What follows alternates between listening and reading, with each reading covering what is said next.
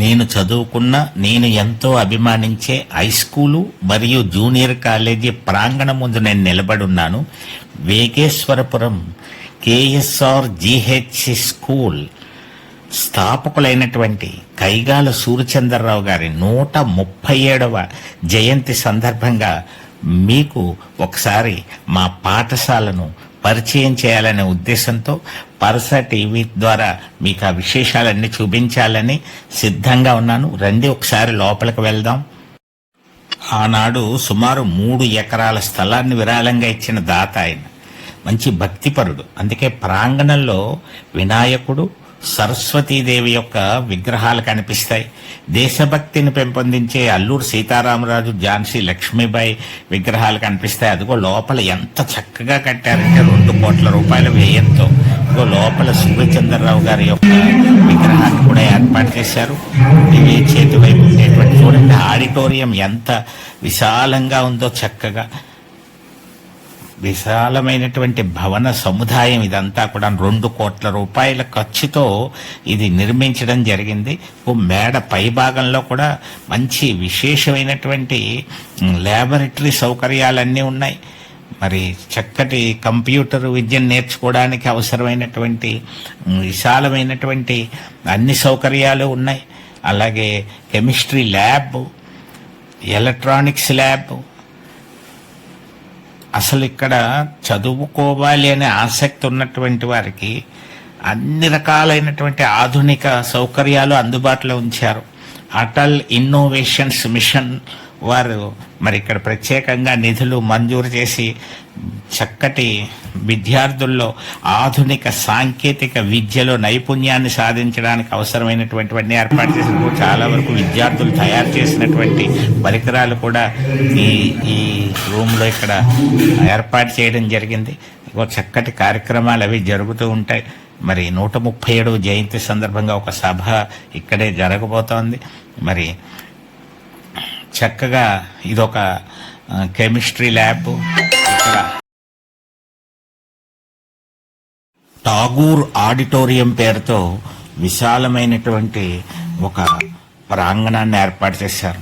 విద్యార్థులకు ఉపయోగపడే అనేక కార్యక్రమాలు ఇక్కడ జరుపుకుంటారు. తరగతి గదుల్లో కూడా అన్ని సౌకర్యాలతోటి ఏర్పాటు చేశారు. ఈ స్కూల్కి రాగానే నాకు ఇక్కడ వాతావరణం అది చాలా బాగా నచ్చింది.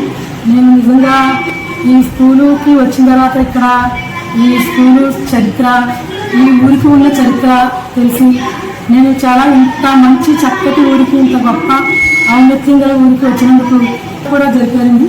అంత చక్కటి ఘనమైన స్కూల్కి వచ్చినందుకు నిజంగా నేను చాలా అదృష్టవంతురాలుగా ఫీల్ అవుతున్నానండి.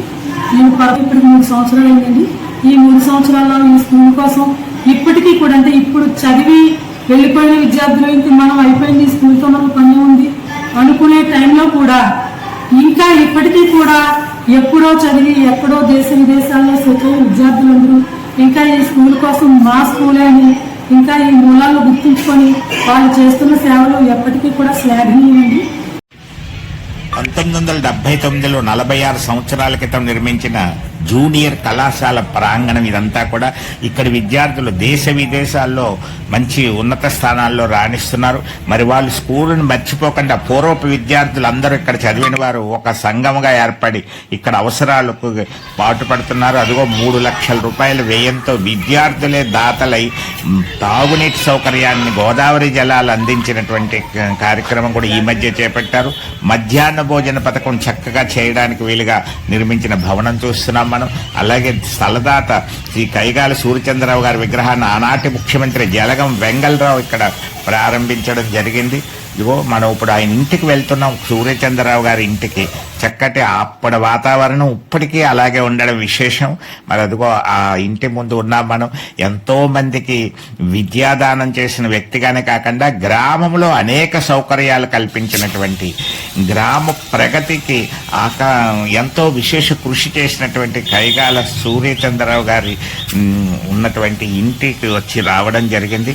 మరి ఆ రోజుల్లో ఆయన చక్కగా ఇక్కడ ఎన్నో కార్యక్రమాలు నిర్వర్తించారు. మరి ఆనాటి వారందరికీ కూడా ఆయనతో అనుబంధం ఉన్న వారందరికీ కూడా అవన్నీ గుర్తుకొస్తూ ఉంటాయి. ఎందుకంటే 35 సంవత్సరాలు సర్పంచ్గా ఆయన వ్యవహరించడం సామాన్యమైన విషయం కాదు. మరి అదిగో ఆయన కూర్చున్నటువంటి పడక కుర్చీ ఇది. ఈ కుర్చీలో కూర్చుని ఎన్నో గ్రామానికి సంబంధించిన సమస్యలను పరిష్కరించారు, చర్చించారు, ఎన్నో సాధించారు, గ్రామస్తుల మధ్య ఐక్యతను నెలకొల్పారు. అలాగే వారి కుమారులు కూడా తర్వాత కాలంలో సర్పంచులుగా పనిచేసి గ్రామానికి వారి ఎనలేని సేవలు అందించింది. వేగేశ్వరపురం కేఎస్ఆర్ జిహెచ్ స్కూల్ వ్యవస్థాపకులైనటువంటి శ్రీ కైగాల సూర్యచంద్రరావు గారి యొక్క ఇంట్లో ఉన్నాం. ఆయన కుమారుడైనటువంటి ప్రొఫెసర్ కేవి సుబ్బారావు గారు ఈ కళాశాల కార్యకలాపాలు, అభివృద్ధికి సంబంధించిన వ్యవహారాలన్నీ కూడా పూర్వ సంఘ విద్యార్థితో కలిసి చాలా అభివృద్ధి చేసిన విషయం మీ అందరికీ తెలిసిన విషయమే. ఇప్పుడు 137వ జయంతి సందర్భంగా సూర్యచంద్రరావు గారి కుమారుడైనటువంటి ప్రొఫెసర్ కేవి సుబ్బారావు గారితో కొద్దిసేపు మనం ఆయన మనసులో ఉన్నటువంటి భావాన్ని తెలుసుకునే ప్రయత్నం చేద్దాం. నమస్కారం సుబ్బారావు గారు. నమస్కారం అండి మేస్టారు.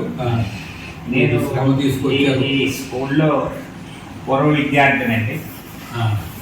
తాతయ్య గారు కట్టినటువంటి స్కూల్లో పూర్వ విద్యార్థిని. 79 10వ తరగతి చదివిన బ్యాచ్ అన్నమాట. 1979. అయితే మీరు జూనియర్ ఏమన్నారు? అవును, బాగా. నాది 1955 బ్యాచ్. 24 సంవత్సరాలు జూనియర్ అండి. గ్రామంలో ఒక మారుమూల, ఒక సాధారణమైనటువంటి పల్లెటూరులో ఒక విద్యా సంస్థను స్థాపించి ఎంతో మందికి విద్యాదానం చేసినటువంటి వ్యక్తిగా పేరుగాంచినటువంటి కైగాల సూర్యచంద్రరావు గారి యొక్క తనయుడిగా మీరు ఎలా ఫీల్ అవుతున్నారు? ఆయన నిర్వర్తించిన బాధ్యతను కొనసాగించే కార్యక్రమంలో, ఆ ఆశయ సాధనలో మీ పార్ట్ ఏ విధంగా ఉందో మాకు తెలియజేస్తారా? చాలా కష్టమైన ప్రశ్న వేశారు. ఎందుకంటే ఆయన మా తండ్రి గారి గురించి చెప్పడం కొంచెం కష్టం, కానీ నేను ప్రయత్నిస్తాను. ఎందుకు కష్టం అనేది ఆ తర్వాత చెప్తాను. నేను ఇక్కడ ఈ స్కూల్లోనే స్కూల్ ఫైనల్ వరకు, అంటే అప్పుడు SSLC అనేవాళ్ళం, అంటే 11th క్లాస్ అన్నమాట. అది అంతవరకు ఇక్కడే నేను చదువుకున్నాను.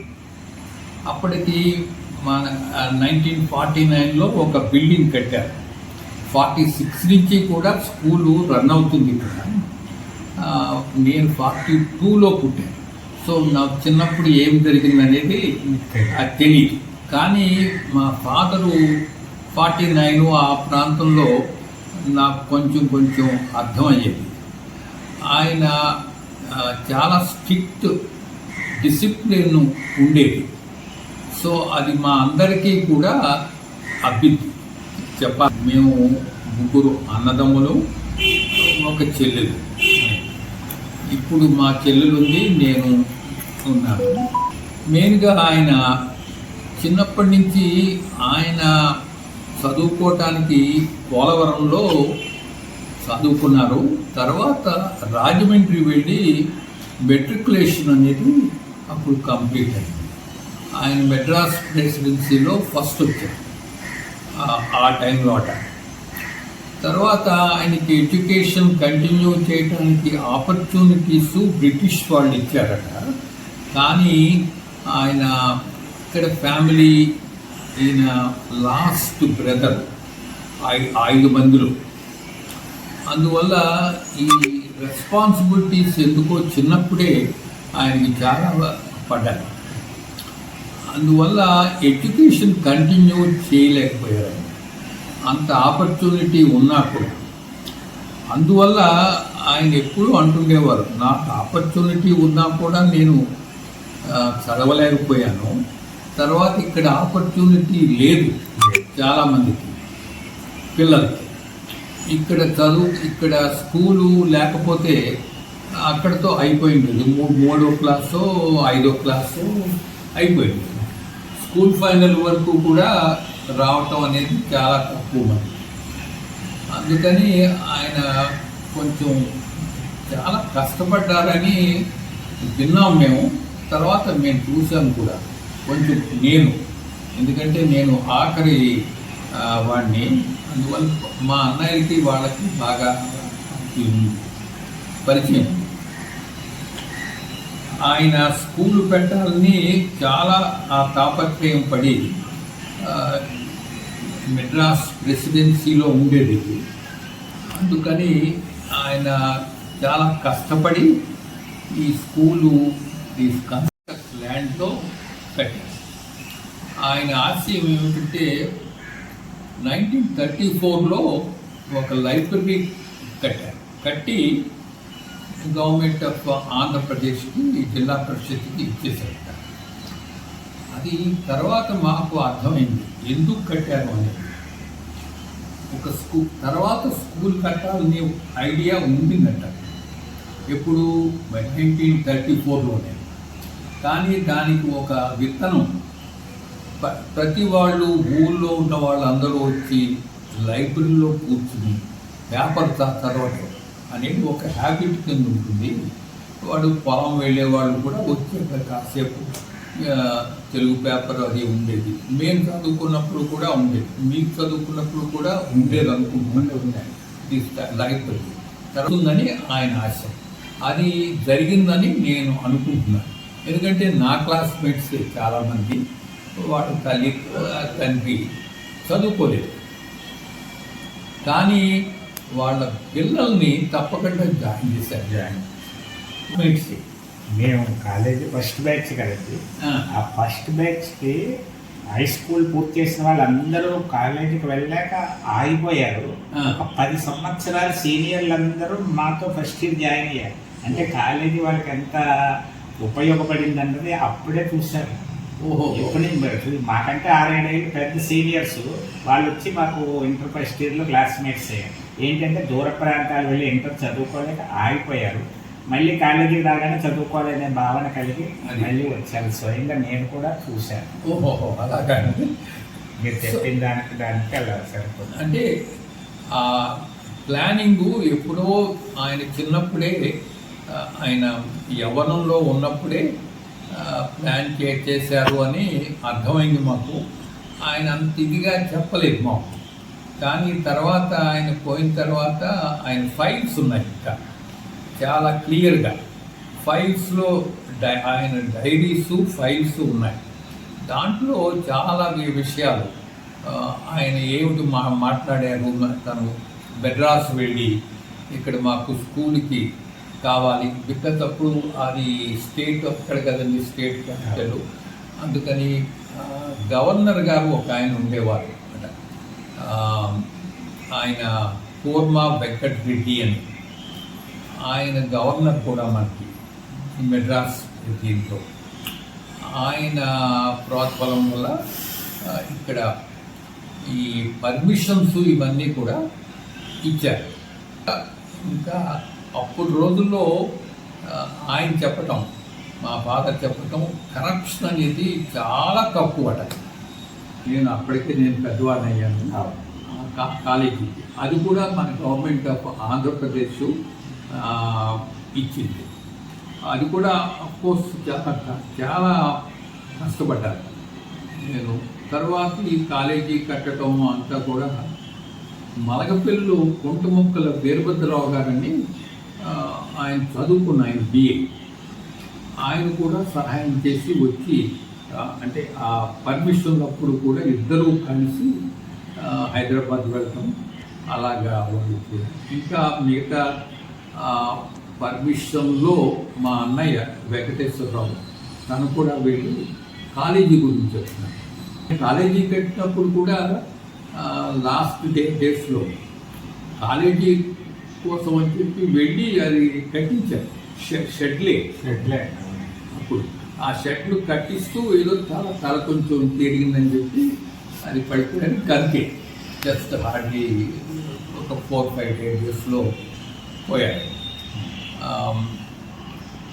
అది మెయిన్గా ఆయన ఆశయం ఏమిటంటే ఇక్కడ పల్లెటూరులో ఈ పల్లెల్లో అందరూ విద్య అనేది ఉండాలి, విద్య ఉంటే మిగతావన్నీ వస్తాయి, ధనం వస్తుంది, తర్వాత చదువుకున్న తర్వాత ఉద్యోగం చేయాలి అనే ధోరణిలో ఎప్పుడూ ఉండేవారు కాదు. మీరు చదువుకుని వ్యవసాయం చేయొచ్చు, మీరు ఒక ఇండస్ట్రీ పెట్టుకోవచ్చు అని కూడా చెప్పేవారు. అయితే 75 సంవత్సరాల పైగా విద్యా సంస్థ ప్రస్థానం కొనసాగుతోంది. అందులో ఈ మధ్యకాలంలో దీన్ని పూర్తిగా పునర్నిర్మాణం చేసి ఆ రోజుల్లో వేలలతో అయిపోయేటువంటి పని ఇప్పుడు చాలా పెరిగిపోయినటువంటి పరిస్థితులు మళ్ళీ ఆయన కుమారుడిగా మీరు అంత పెద్ద వ్యవస్థ మళ్ళీ మంచి బిల్డింగులు, మంచి స్టాండర్డ్ తోటి అన్ని సౌకర్యాలు కల్పించడంలో మీరు ప్రత్యేకంగా నిర్వహించిన పాత్రతో పాటుగా మీకు సహాయకారులుగా ఎవరినైనా చెప్పుకోదలిచిన వాళ్ళు ఉన్నారా? మీ ఆశయ సాధనలో మీతో పాటు నడిచినటువంటి వాళ్ళు? ముఖ్యంగా చెప్పాలంటే ఒక అదృష్టం, ఇక్కడికి 2013లో స్టార్ట్ చేశాం. 2013లో స్టార్ట్ చేశాం. అప్పటికి నేను ఐఐటి నుంచి 2004లో నాకు అయిపోయింది. నేను బాంబేలో ఉండేవాడిని. తర్వాత హైదరాబాద్ వచ్చాను. హైదరాబాద్ సెంట్రల్ యూనివర్సిటీలో అక్కడికి రమ్మంటే అది కూడా అయిపోయింది. నేను అంటే కంప్లీట్ నేను రిజైన్ చేసేసాను. సో లక్కీగా కొంత ఫ్రీ టైము దొరికింది నాకు. హైదరాబాద్లోనే ఉండేవాడిని కదా, మన క్యాపిటల్ కూడా అక్కడే. సో నేను ప్రపోజల్స్ పట్టుకెళ్ళి అఫీషియల్స్ వాళ్ళకి ఒక 5 minutes ప్రజెంటేషన్ ఇస్తే కొంతమందికి ఆ ప్రజెంటేషన్స్లో చాలామంది ఇది మంచి ప్రపోజలు అనుకునేవారు. మేము మా స్ట్రాటజీ ఏమిటంటే ₹1 ఇస్తే మనం ₹2 మీరు ఇవ్వండి అని అడిగామండి. మీరు ఫ్రీగా మాకు వద్దు, 50-50. ఆ ప్రపోజల్ పనిచేసింది.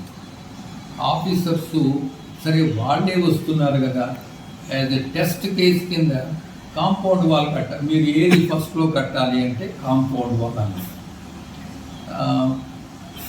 అంటే 15 లక్షలు అవుతుందండి అన్నారు సెక్రటరీ గారు. అంటే అలాగేనండి, దాంట్లో సగం కడతాం మేము, 7.5 లక్షలు. ఎప్పుడు కడతామంటే మేము చెక్ బుక్ బడ్జెట్ పట్టుకెళ్ళాము, ఇప్పుడే కట్టిస్తామండి అని. అంటే వాళ్ళకి అంత మేమేమి వీళ్ళు జెన్యున్గా కడతారో అని ఒక నమ్మకం కాంపౌండ్ వాళ్ళతో వాళ్ళకి వచ్చింది. అంటే సెక్రటరీస్ వాళ్ళు చాలా ఇష్టపడి ఇక్కడ కలెక్టర్స్ దగ్గర నుంచి కూడా ఇక్కడి నుంచే దానికి వెళ్ళాలి కదా, అలాగా ఇక్కడ డబ్బు అది పోచేసి సరే వాళ్ళు అడిగారు, మీరు రేపు రండి, మీకు ఎలా కట్టాలందో ఒక చిన్న డ్రాయింగ్ వేసి తీసి పెట్టండి, కోట్లు అన్ని పెట్టుకుంటుంది అన్నాను నేను. అయితే మేము కోటి ఇస్తామండి, మీరు కోటి ఇవ్వగలరా అన్నారు. అంటే తప్పకుండానండి, మీరు కోటి ఇస్తానంటే మేము కోటి ఇస్తాం అని. అంటే ఏదో మొండి ధైర్యంతో ₹1 చేయాలంటే ఎక్కడి నుంచి పట్టుకొస్తాం. బట్ ఆయన కోటి ఇస్తా అన్నారు కాబట్టి ఇంకా వచ్చి ఇక్కడ అప్పుడు చెప్పాలంటే మన ఊళ్ళో అందరూ కూడా మొత్తం కలిసి ఎవరు కొమ్మిరెడ్డి వెంకటేశ్వరరావు, తర్వాత భాస్కర్ రావు గారని హెడ్ మాస్టర్, ఆయన యాక్చువల్గా ఆయనది ఎక్కువ ఉంది ఇక్కడ. తర్వాత కైగాల్ రాంబాబు, కొమ్మిరెడ్డి పరశురామారావు, అతను కూడా వీళ్ళు కార్లు వేసుకుని ఈ చుట్టుపక్కల గ్రామాలన్నిటికీ వెళ్ళి కొంత డబ్బులు బల్లిపాడులో ఎక్కువ ఇచ్చారు మనకి మిగతా ఊళ్ళ కంటే. బల్లిపాడు తర్వాత తాలూకు ఇచ్చారు. అంటే మాది వదిలేసి మా ఫాదర్ పేరుతోటి ఒక ట్రస్ట్ ఉంది, కేఎస్ఆర్ ట్రస్ట్ అని. మేము మా ఫ్యామిలీ అందరూ కలిసి దాంట్లో ఒక 50 lakhs మేము ఇచ్చాం. అది తర్వాత ఇంకొక ఆయన ఎవరో ఒక 20 lakhs ఇచ్చారు. అంటే మా ఫ్యామిలీలోనే చుట్టాలు 30 lakhs మిగతా ఇక్కడ పక్క గ్రామాలు వీళ్ళందరూ బయట ఉన్న స్టూడెంట్స్, అమెరికాలో ఉన్నవాళ్ళు వీళ్ళందరూ కూడా ఇచ్చారు. సో సుమారు ఒక 2 కోట్ల వరకు సంపాదించగలిగాం.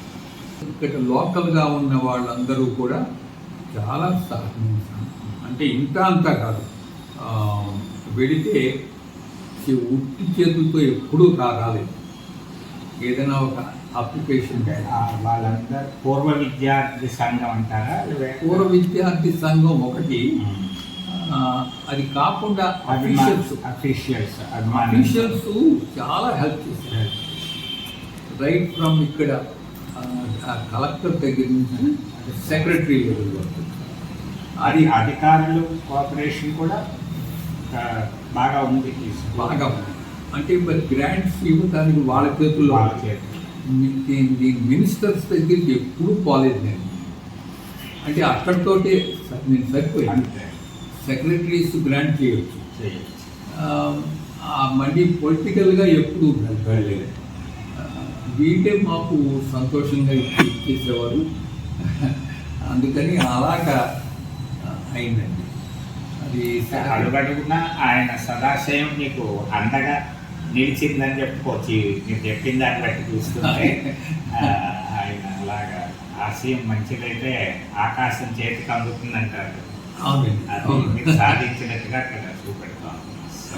అది ఇంకా అలాగే అంటే అది మీరు అన్నట్టుగా ఎక్కడికి వెళ్ళినా కూడా ఆటంకం లేకుండా పని అయ్యేది. మరి అది భగవంతుడు చేసిందే అనుకుంటాను నేను. స్కూలు స్థాపకుడుగానే కాకుండా వేగేశ్వరపురం గ్రామానికి సూర్యచంద్రరావు గారు చాలా తెచ్చారు, చాలా చేశారు అంటారు. ఆ జాబితా ఒక్కొక్కటి ఎన్ని ఉన్నాయో మీరు చెప్తే మీ ద్వారా పెట్టాను. ముఖ్యంగా ఆ రోజుల్లో స్కూల్ ఒకటి, తర్వాత గ్రంథాలయం, ఫస్ట్లో గ్రంథాలయం 1934లో ఎవరు పెట్టండి అప్పుడు పెట్టారు. తర్వాత మూడోది స్కూల్ అయిపోయింది. మూడోది ఏమిటంటే టెలిఫోన్ ఎక్స్చేంజ్, అదొకటి. ఎలక్ట్రిసిటీ రావడానికి కూడా ఆయన చాలా కష్టపడ్డారు. ఇక్కడ కరెంటు రావడానికి అన్ని బ్రీఫ్గా కొద్దిగా చెప్పాయి. అదే. తర్వాత సబ్ రిజిస్టార్ ఆఫీసు అదొకటి. ఈ పక్క గ్రామాలు అన్నిటికీ ఇక్కడే వచ్చింది. సో అందువల్ల తర్వాత ఒక బ్యాంక్ కూడా పెట్టారు, కోఆపరేటివ్ బ్యాంక్, అదొకటి. తర్వాత ఇక్కడ మెయిన్గా ఆయన చేసిన పనులు ఇవి ప్రధానమైనది మర్చిపోతున్నారు. ఎత్తిపోతల పథకం అదొకటి 1976లో పెట్టించారు. అది దానికి ఐ థింక్ చాలా కష్టపడినట్టున్నారు. దానికి తోడుగా అప్పుడున్న ఇప్పటికే ఆ ఎత్తిపోతల పథకం వచ్చిన తర్వాత నుంచి ఇప్పుడు కూడా ఈ ఏరియా అంతా కాస్త 2 పంటలు 3 పంట ప్రగతి సాధించడానికి అది చాలా ఉపయోగపడుతుంది కదా. అవునండి. అప్పుడు ఇంత యానాదులకి ఎస్టీలకి ఇళ్ల స్థలాలు ఇచ్చారు, వాళ్ళు ఇబ్బంది పడుతుంటాయి కదా, అది ఎంతవరకు? యానాదులు ఇక్కడే ఇప్పుడు చెరువు ఉంది కదండి, ఇక్కడ చెరువు దగ్గర ఆయన ప్రెసిడెంట్గా ఉన్నప్పుడు కొంత స్థలం ఆయనకు ఉండేది. అక్కడ ఆ స్థలం ఇచ్చేసి దాంట్లో యానాది కాలనీ అని చెప్పి పెట్టారు. అది మేము చిన్నప్పుడు స్కూల్లో ఉన్నప్పుడే పెట్టించారు. తర్వాత మెటర్నిటీ సెంటర్ ఒకటి పెట్టించారు. వెటర్నరీ ఆ, ఈ పాపం ఆడవాళ్ళు ఎక్కడికో వెళ్ళి ప్రసవించటం పోవటం పాపం అని చెప్పి ఒకటి పెట్టారు. చాలా కాలం అవుతుంది. దేవాలయ పరంగా చూసుకుంటే గుడి వెంకటేశ్వర స్వామి గుడి విషయంలో వెంకటేశ్వర స్వామి గుడి ఆయనకి ఎప్పటి నుంచో ఆయన దైవం ఇవన్నీ దాంట్లో నమ్మకం. ఆయన పండితుడు అని చెప్పలేను నేను, కానీ పండితుల్ని గౌరవించేవారు. సో ఆయన కూడా ఏదో కొంచెం వచ్చు, చదువుకున్నారు. ఆయన వెంకటేశ్వర స్వామి మీద ఎక్కువ నమ్మకం. అందుకని ఇక్కడ గుడి కట్టించారు. స్థలం అది ఆయన ఇచ్చారు అక్కడ. తర్వాత ఆ గుడి పక్కన మేము వచ్చిన తర్వాత సాయిబాబా గుడి కట్టించాము. అది మీరు 35 సంవత్సరాలు సర్పంచ్గా ఏకదాటిగా చేసినట్టున్నారు. అవును. తర్వాత మీ బ్రదర్స్ ఇద్దరు కూడా చేశారు. మా చిన్నయ్య 18 ఇయర్స్ 18 ఇయర్స్. అంటే తన పదవిలోనే తను పోయాడు. ఆ తర్వాత మా పెద్దన్నయ్య ఒక టర్మ్ చేశాడు. ఒక టర్మ్ చేశారు. అంటే దాదాపుగా ఒక 53 సంవత్సరాల అర్ధ శతాబ్దం పాటు సర్పంచ్గా పనిచేశారు. మరి ఇప్పుడు మీకు కూడా అవకాశం ఉంది, ఏమైనా ఉద్దేశం ఉందంటే? లేదండి. లేదా? నేను ఎందుకన్నా పొలిటికల్గా అంటే ఏదైనా చారిటబుల్ స్కూల్ ఉంది, అలాంటిది ఏదైనా నాకు ఎంత చేయగలను అంత ఇప్పటికి కూడా నేను పాఠాలు చెప్తాను. హైదరాబాద్లో పిల్లలు అంటే కాలేజెస్ కూడా లేదు అనుకోండి, కానీ పిల్లలకి చెప్తున్నాను. ఇప్పుడు మీరు 137వ జయంతి వేడుకల్లో పాల్గొనడానికి వచ్చారు. అనుకోకుండా వచ్చా.